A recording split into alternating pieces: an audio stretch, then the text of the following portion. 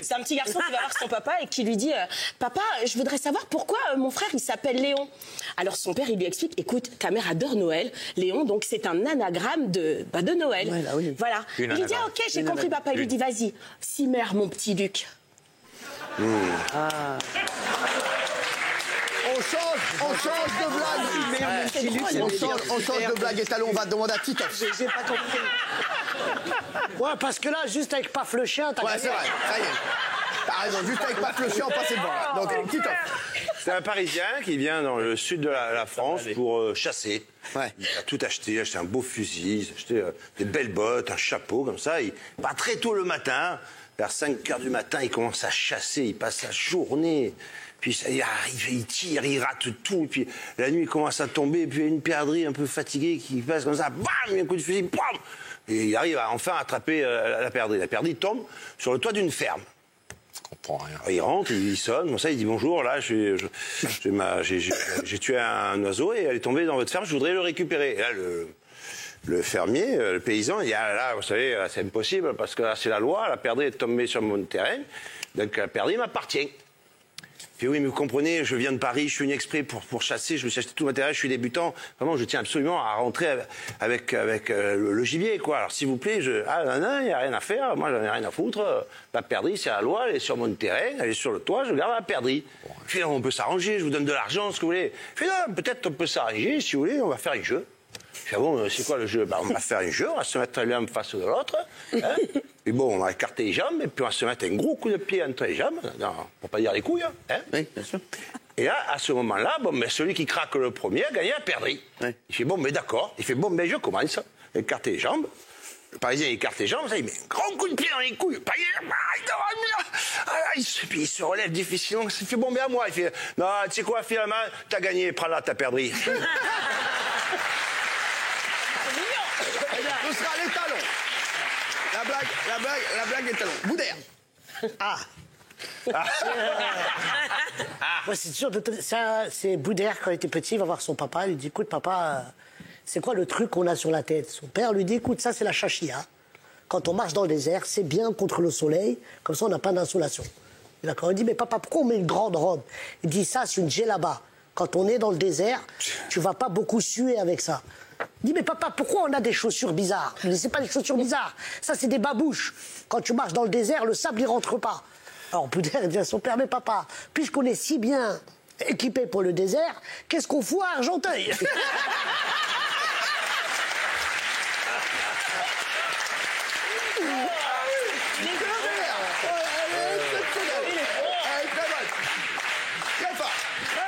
Voilà, franchement, là vraiment, on a du lourd. Voilà, d'accord, c'est le fils de Jean-Marie. Oui. Qui dit papa. Doucement quand même, hein. Qui dit papa, comment on fait les bébés? Et là, il dit c'est très simple. C'est-à-dire papa il met la petite graine dans le chouchou de maman. Ah, et après il pousse avec sa grosse bite.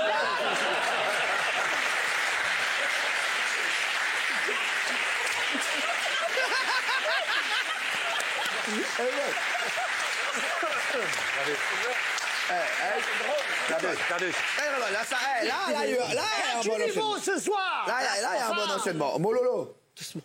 Alors, c'était l'histoire préférée de Serge Gainsbourg. C'est un type, Elle est pas jeune alors, la blague. Merci Titoff. Il a aimé cette remarque. Je t'ai laissé finir ta blague malgré ton accent incompréhensible. Ah, c'est vrai, on dirait un mec qui habite en face qui rentre de temps en temps dans l'émission. Donc il va acheter Il y a une bonne des... ambiance, hein, ce soir. Il y a une petite Écoutez, ambiance comme ça. Donc, pardon, mais... C'est la guerre, c'est ça? Excusez-moi, mais j'ai 30 ans de carrière, j'ai pas envie de ça. Hein.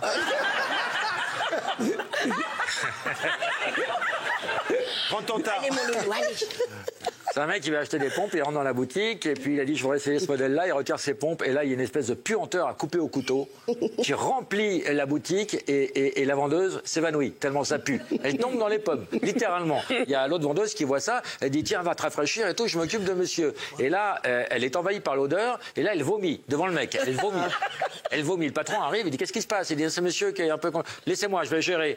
Et le patron, le monsieur, oui, vous voulez essayer ça? Et là, l'odeur lui monte au naseau. Et il dit écoutez, partez avec les chaussures maintenant, partez maintenant. Je vous les offre, partez maintenant, c'est mon jour de bonté. Partez, c'est à vous, c'est gratuit. Vite, partez, sortez. Le mec fait ok. Il sort. Et au moment de sortir, il se ravise sur la porte. Il dit et si je pète, j'ai une boîte de cirage?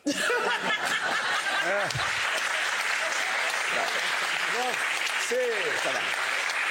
Allez, bonjour Marie. Puisque on est dans les absurdes, c'est Placido Domingo qui rencontre Luciano Pavarotti. Alors, c'est deux ténors. Voilà, deux grands ténors avec un ego comme ça. Un dialogue, il dit ça va, il dit ça va. Il dit la semaine dernière j'ai chanté à Milan. 450 000 personnes, hein. À un moment, pendant que je chantais, il y a une statue de la Vierge qu'elle s'est mise à pleurer. Les larmes sortaient de la pierre. Tout le monde à genoux. Miracolo, miracolo, miracolo. Dis-toi, dis-moi, il chantait à Rio, il y a 3 jours. 850 000 personnes, hein, à un moment. Pendant que je chantais, il y a Jésus, qu'il est sur la croix, sur le Corcovado, il est descendu, à pied, monté sur la scène, m'a pris dans les bras. Il m'a dit, tu es formidable, tu es pas comme l'autre con là qui a fait pleurer ma mère à Milan. Magnifique, bravo. Bravo Jean-Marie. Bravo.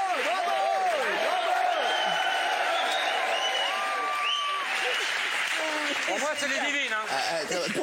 Ça se joue vraiment entre Ludivine et Jean-Marie. Ouais, Jean-Marie, c'est vraiment... C'est à ça. On va faire un petit tour du côté du Maghreb. C'est un arabe.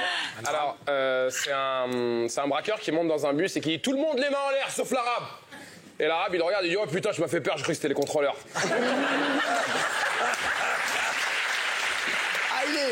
Il est sur son créneau. Hein. Il est sur son créneau. Isabelle Boutal. Alors, c'est Cagolin. Cagolin, on l'aime bien, c'est le petit gentil du village. Il est gentil. Il a une patte un peu folle qui est un peu coincée comme ça depuis qu'il est né. Mais on l'aime bien, Cagolin. Et Cagolin, il est très fort parce qu'il sait trouver les cèpes. Il sait où sont les cèpes. Et d'ailleurs, il est dans la forêt, il est en train de chercher les cèpes, et là, il pousse un petit buisson, et là, oh mon Dieu, un énorme cèpe que j'ai jamais vu comme ça, au moins 100 kilos, j'ai jamais vu ça. Et là, le cèpe commence à parler. Cagolin, je suis le cèpe magique. Si tu ne me cueilles pas, je vais exaucer 3 de tes vœux. Oh mon Dieu, mais c'est la chance de ma vie, c'est la chance de ma vie, bien sûr que je te cueille pas. Eh bien, cèpe magique, je voudrais avoir ma main comme l'autre. De l'autre côté. Oh non, Cèpe, tu vas me rendre fou.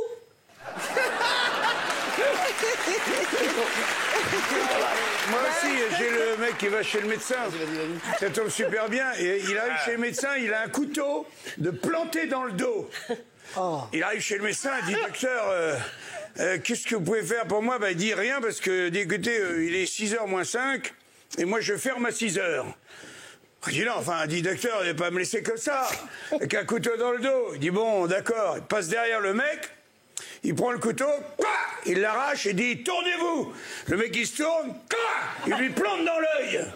J'ai dit docteur, qu'est-ce que vous avez fait? Il dit vous allez voir mon collègue en face, il est ophtalmo, lui il ferme à 19h. Bravo. C'est pas mal. C'est visuel, ouais, Lolo. Alors, c'est première année de médecine. Il y a le grand médecin, il réunit toute sa classe, 30 élèves. Et là, c'est le jour J, il faut y aller. Là, il y a un cadavre. Et là, ils font une autopsie. Et là, les gamins, ils ont 20 balais, ils sont un peu impressionnés.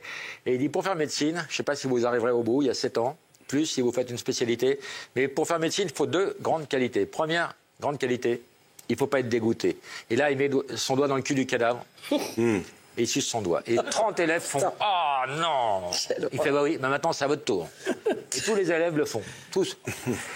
Et à la fin, il dit, deuxième grande qualité, c'est l'observation. Moi, j'ai mis le majeur et j'ai sucé l'index.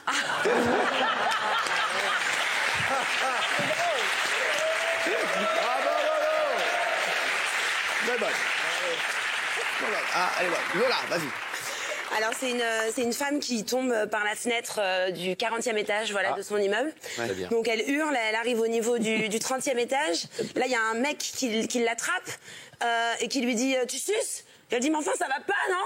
Il la lâche. Donc, elle continue sa chute, elle hurle « Ah, au secours, aidez-moi » Au 20e étage, elle arrive. Il y a un mec qui l'attrape, il lui tient la main, il lui dit « Tu baises ?» Elle lui dit « Mais enfin, vous êtes dégueulasses, vous êtes des malades !» Il la lâche. Elle continue à hurler « Au secours !» Elle arrive au 10e étage, il y a un mec qui l'attrape, elle le regarde, elle lui dit « Je suce, je baisse, je fais tout !» Il lui dit « Salope !» Il la...